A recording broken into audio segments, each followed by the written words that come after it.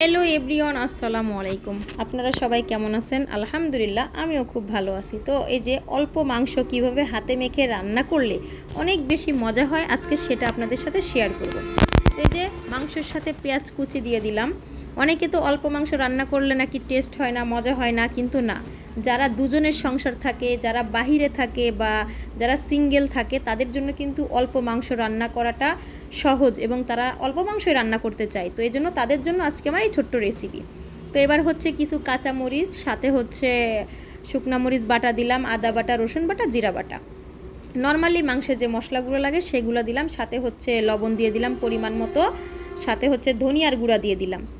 আসলে এখানে রান্না করতে হচ্ছে আমরা সবসময় যেভাবে মাংস রান্না করি নর্মাল মশলা দিয়ে এগুলো দিতে হবে। তারপরে হচ্ছে এলাচ এবং দারচিনি দিয়ে দিলাম। এগুলো হচ্ছে দেওয়ার পরে তেজপাতা দিয়ে দিলাম। আমি কিন্তু ডিটেলসে এখানে দেখাই দিচ্ছি। তারপরে 3টা রসুন ও চুইঝাল দিয়ে দিলাম। এগুলো একসাথে হাতে সুন্দর করে মেখে নিব। আচ্ছা, মাখাটা কিন্তু যত বেশি ভালো হবে রান্নাটাও কিন্তু তত বেশি মজা হবে। এখানে আপনারা সুন্দর করে মেখে নিতে হবে, যত সুন্দর করে মাখা হবে টেস্ট তরকারির বেশি আসবে।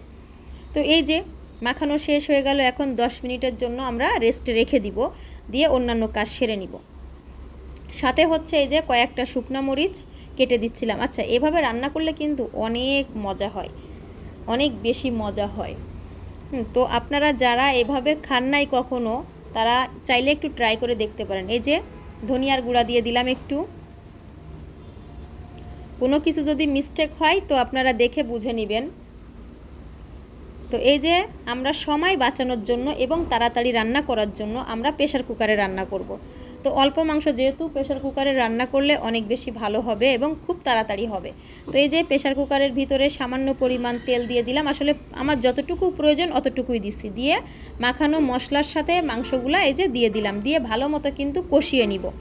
আপনারা দেখেই বুঝতে পারতেছেন যে আমি কিভাবে কষিয়ে নিচ্ছি। আসলে আধা ঘন্টার একটা ভিডিও তো 5 মিনিটে শেষ করলে বুঝতে হবে এখানে যে আসলে কষানোটা কিভাবে হচ্ছে। কষানোটা কিন্তু অনেক বেশি সুন্দর করে কষানো হয়। একেবারে যত বেশি কষাবেন, আমি সবসময় একটা কথাই বলে থাকি আপনাদের, যে যত বেশি কষাবেন মাংসর টেস্ট এবং তরকারির টেস্ট তত বেশি ভালো আসবে। তো আলহামদুলিল্লাহ আমার এই মাংস রান্নাটা কিন্তু অনেক অনেক বেশি মজা হয়েছিল। তো এই যে এবার এভাবে কষিয়ে নিচ্ছি। এভাবে কষালে কিন্তু কোনো গন্ধও আসে না, অনেক বেশি খেতে মজা হয়। আপনারা চাইলে আমার এই অল্প মাংস রান্না করাটা আপনারা একবার হলেও ট্রাই করে দেখতে পারেন।